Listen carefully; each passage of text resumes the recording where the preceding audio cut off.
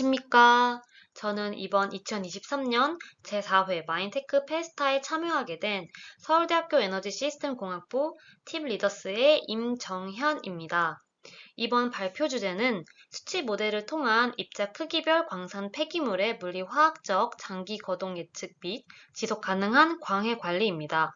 그럼 발표 시작하겠습니다. 발표 내용의 목차입니다.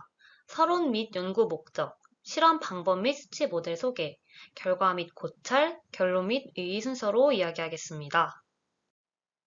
광산 폐기물은 채굴 작업에 의해 주로 생성이 되고 매년 버려지는 양이 증가하고 있습니다. 폐기물의 특징은 광산마다 매우 다양하고 서로 다른 암석의 종류가 노출되면 시간이 지나면서 지구 화학적 특징도 크게 달라질 수 있습니다. 광산 폐기물은 고운 모래의 사이즈부터 큰 바위에 이르는 암석까지 그 크기가 굉장히 다양합니다. 옆에 보이는 이 사진은 제가 직접 작년 캐나다 광산 현장을 다녀 촬영한 사진입니다. 보시다시피 그 규모가 압도적으로 컸고 버려지는 광산 폐기물의 양이 증가하고 있는 것을 직관적으로 볼 수 있었습니다. 일반적으로 광산 폐기물은 항상 다른 금속과 황화 광물을 포함하는데요. 황화 광물의 산화는 이때 산성 광산 배수를 발생시켜 그림처럼 심각한 환경 문제를 일으킬 수 있습니다. 이때 산성 광산 배수는 낮은 pH와 높은 중금속 농도로 주변 수계를 오염시켜 환경적으로 큰 문제가 되고 있습니다. 산성 광산 배수는 다양한 요인에 의해 영향을 받고 거동 또한 다르게 나타날 수 있는데 그 예시로는 광물학적 구성, 입자 크기 분포, 기후 조건, 미생물학적 메커니즘 등이 있습니다. 옆에 그림도 마찬가지로 제가 직접 다녀온 캐나다 광산 현장에서 촬영했던 산성 광산 배수가 생성된 모습입니다. 산성 광산 배수는 지표 그리고 지하수뿐만 아니라 수생 및 기타 유기체에도 안 좋은 영향을 미칠 수 있기 때문에 지속적인 관리가 필요합니다. 앞서 광산 폐기물이 무엇인지, 산성 광산 배수가 무엇인지, 어떤 요인들의 영향을 받는지 간략하게 말씀드렸는데요. 산성 광산 배수가 발생되는 구체적인 메커니즘에 대해 이야기하겠습니다. 자연계에서 광산 폐기물은 대부분 황철석, 파이라이트를 다량으로 함유하고 있는데 보이는 반응식과 같이 황화물이 물 또는 산소와 반응하게 되면 다량의 수소가 발생이 되고 이는 결국 산성 광산 배수를 발생시키게 됩니다. 황질석뿐만 아니라 아래 예시로 보여드리는 피어차이트, 갤레나 찰코피라이트와 같은 황을 포함한 광물도 비슷한 메커니즘으로 산성 광산 배수를 발생시킵니다. 이런 산성 광산 배수의 생성을 막기 위해선 중화 혹은 완충작용이 필요합니다. 이는 탄산형 광물, 수산화형 광물, 규산형 광물의 용해를 통해 발생이 되는데 특히 자연계에서는 칼사이트, 돌로마이트와 같은 탄산형 광물의 중화가 일어난 후에 수산화형 광물, 규산형 광물 순으로 완충작용이 일어나게 됩니다. 이렇듯 광산 폐기물에 의한 산성 광산 배수는 반드시 잠재적 생성 예측과 지속 가능한 관리가 필요합니다. 이는 수치 모델을 통해 보완이 될 수 있는데요. 수치 모델을 이용하게 된다면 일반적인 실험 결과에 더하여 더 큰 규모와 더 긴 시간으로 추정이 가능하게 됩니다. 따라서 본 연구의 주된 목적은 광산 폐기물 내 광물의 복잡한 시스템을 고려한 입자 크기에 따른 지구 화학적 거동을 조사하고 수치 모델을 통해 산성 광산 배수의 모니터링과 장기적인 광산 폐기물의 반응성을 예측하고자 합니다. 수치화 그리고 보정된 모델은 실험실에서 측정된 수질의 정량적 그리고 정성적 경향을 재현하고 지속 가능하고 경제적인 광산 폐기물의 관리 방법을 개발하는 데 기여할 수 있습니다. 이어서 실험 방법에 대해 간단히 설명드리겠습니다. 실험에 사용된 광산 폐기물 시료는 캐나다 퀘벡에 위치한 골덱스라는 회사의 금광선으로부터 얻었습니다. 광산 폐기물을 밀리미터 단위의 입자 크기로 쉬빙을 통해 분리하여 작은 셀의 경우 C1에서 C4로 분리하였고 실험을 6개월간 진행했습니다. 큰 크기의 C5 셀은 1년간 지속되었습니다. 오른쪽 그림과 같이 시료 상단부에 주기적으로 증류수를 넣어주어 일정 시간 동안 광물과 반응시킨 이후에 바닥에서 시료로부터 빠져나온 침출수를 포집하여 금속 이온의 농도, pH, 전기 전도도, 황산염 농도 등의 지구 화학적 수질 정보를 분석하였습니다. 실험 결과를 바탕으로 저는 마인3P라는 반응성 운송 모델을 이용하여 장기 예측을 진행하였습니다. 원하고자 하는 수질의 데이터를 보이는 이런 노트패드 창에 입력을 하게 되면 소프트웨어를 통해 시뮬레이션이 이루어집니다. 마인3P는 가변성이 있는 포화 다공성 매질에서의 다양한 반응과 과정을 시뮬레이션합니다. 다양한 반응엔 광물의 침전, 흡착, 용해, 착화, 산화, 환원 등의 반응들이 포함됩니다. 특히 모델링은 반드시 실험 결과값을 바탕으로 이루어져야 되는데 마인3P의 경우 하이드로지오 케미컬을 고려한 침출수의 수질과 흐름을 계산하였습니다. 이어서 제가 사용한 수치 모델에 대해 조금 더 설명드리겠습니다. 옆에 보이는 표는 모델에 이용된 대표적인 황화 광물과 탄산염 광물들의 반응성을 질량 비중과 함께 나타낸 것입니다. XRD 데이터 결과 모든 크기의 시료에서 산 발생 황화물인 황철석과 산성화의 중화 역할을 하는 석회석, 칼사이트가 존재하는 것을 알 수 있었습니다. 광물의 2차 크기에 따라 황철석의 경우 꽤 큰 차이가 있었지만 석회석은 비교적 균일한 웨이트 퍼센트로 존재하는 것을 확인할 수 있었습니다. 이런 물리적인 그리고 광물학적인 데이터와 함께 초기 유입 수질과 같은 원소 구성도 다른 분석들을 통해 측정된 것을 바탕으로 마인3P에 대입되었습니다. 구체적인 수치 모델의 보정 방법에 대해 말씀드리겠습니다. 광물의 유효 속도 계수는 유일한 보정 계수로 이용되어 실험 결과와 시뮬레이션의 절대적인 값보다는 일반적인 추세에 맞춰 반복적인 시행착오를 통해 보정되었습니다.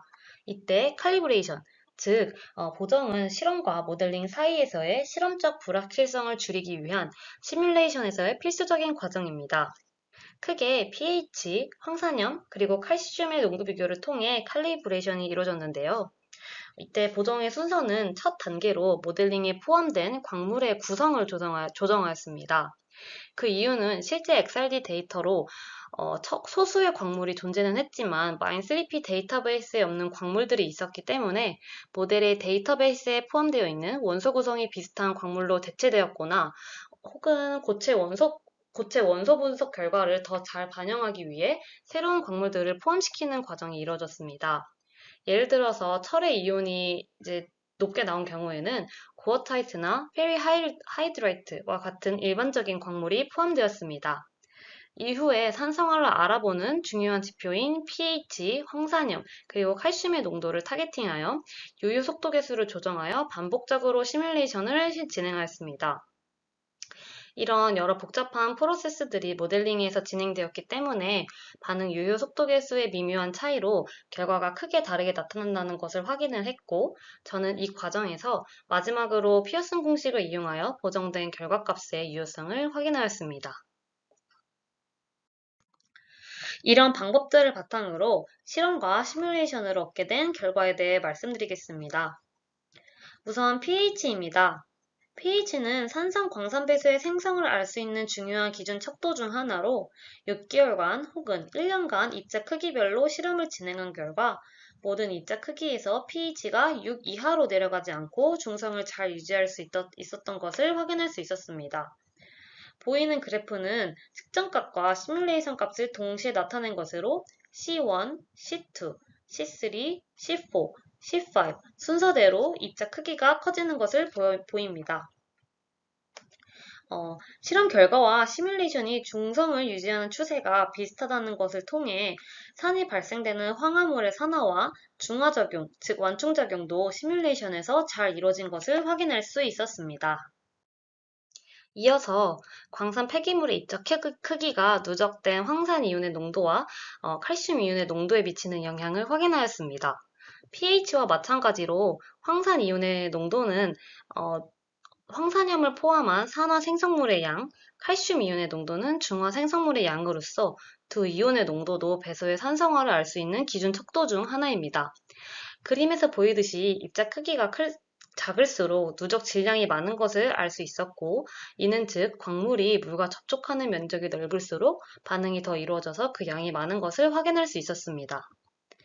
C5의 경우는 스케일 차이가 컸기 때문에 직접적인 비교는 불가했지만 적은 유효 속도 계수로 비슷한 경향을 보여주었습니다.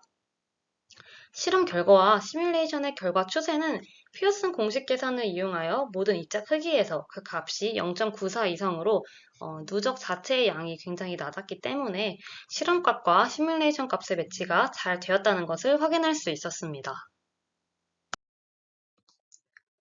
다음은 모델링 평가를 통해 입자 크기에 따른 산성 광선배수의 발생 시점을 예측한 결과입니다. 반응성이 가장 높았던 제일 작은 입자 크기의 C1은 300일 전후로 산성 광선배수가 발생된 것으로 예측하였습니다. 입자 크기가 조금 더 컸던 C2, C3, C4, C5의 경우는 C1보다는 반응성이 적었기 때문에 입자 크기에 따른 산성 광선배수의 발생이 1년 이상 걸릴 것을 예상했고, 이는 그래프를 통해 확인할 수 있었습니다. 산성 광선배수의 형성 시점이 이런 결과로 나온 이유는 광물에 고갈되는 시점을 통해 알 수 있었습니다.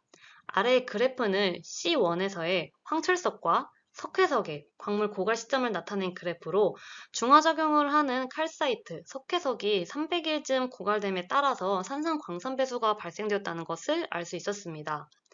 C1의 결과만 보여드렸지만 결국에 모든 샘플의 시뮬레이션에서 배수는 석회석이 완전히 용해된 이후에 궁극적으로 산성이 되었기 때문에 황철석의 산화와 석회석의 용해가 제가 갖고 있는 시료의 지배적인 지구화학적 반응이었음을 알 수 있었습니다.